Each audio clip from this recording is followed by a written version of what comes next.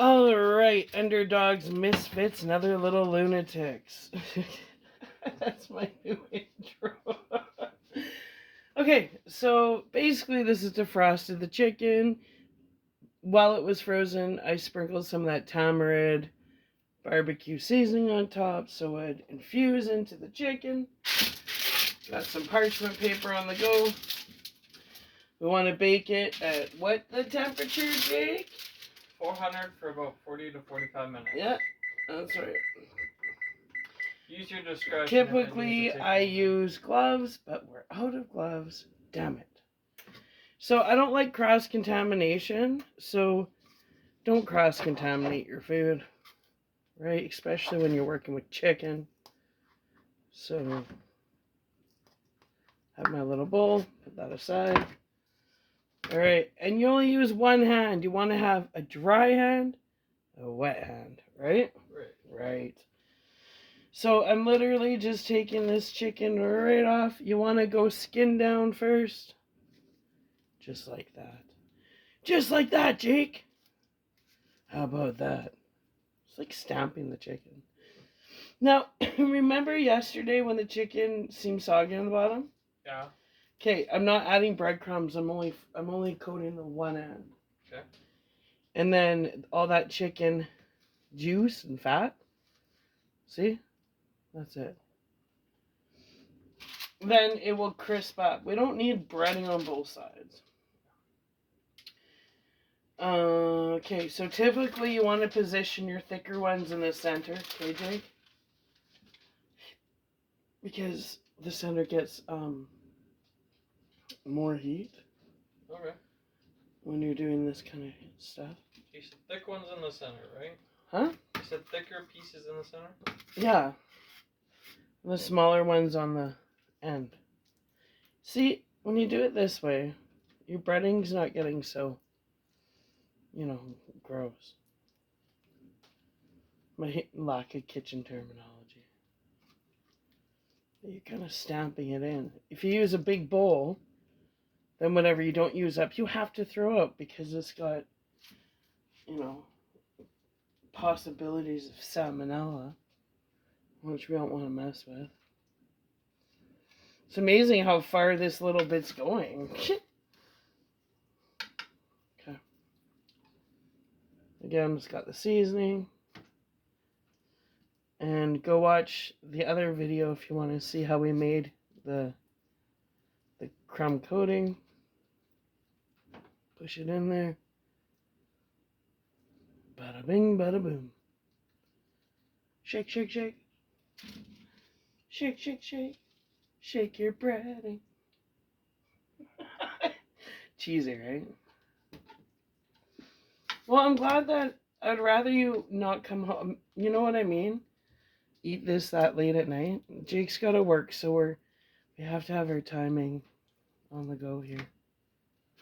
One little tip I like to do is about 35 minutes in, I baste it about every 5 to 10 minutes with the fats, and it works really good. Yeah.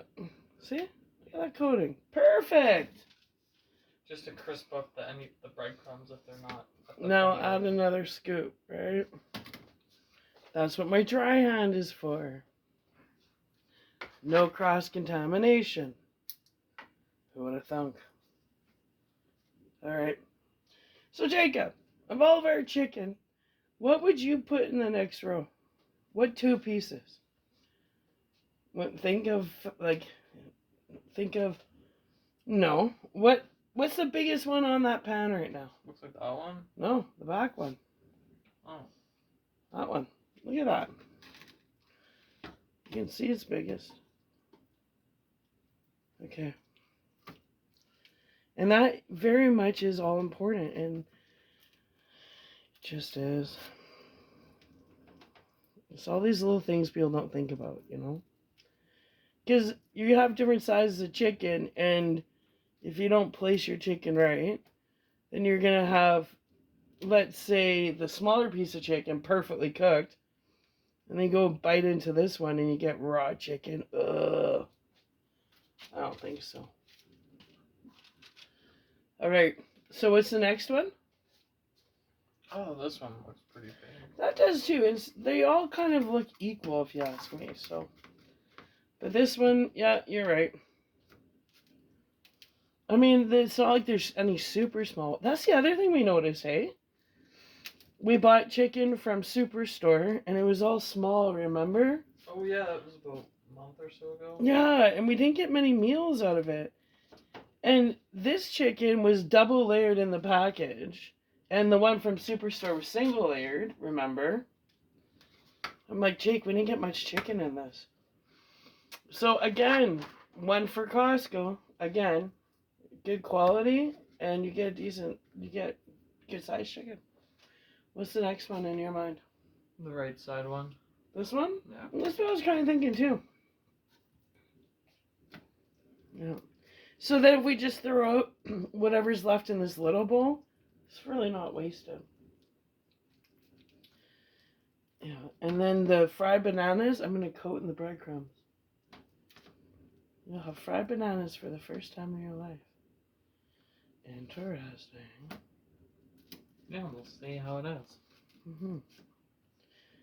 I used to work at this privately owned restaurant, and that's where I learned about the fried bananas. Yep. Way before you were thought of. Back in my day. Okay. Last but not least.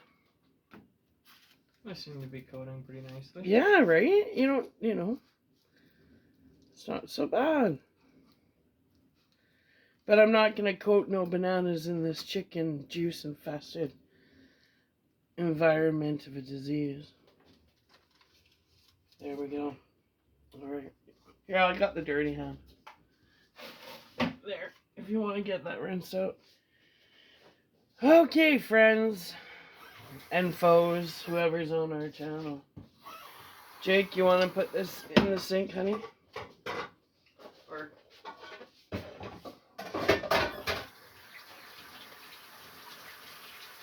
Okay. So, we're done with this cutting board for now.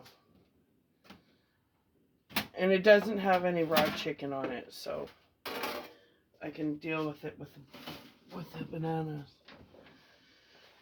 Alright. So it's looking pretty snazzy. You know what, Jake? We're going to add a little salt and pepper. Sea salt. Oh. You don't want the paprika one? no, I didn't know what that was at first. Kind of looked like that raw sugar. The secret with salt is do it from a high up distance, because you get concentrations if you go low. High up, it has a nice little distribution. Alright. And then, a pepper. I need my pepper. That's right. Same with the pepper. Up high.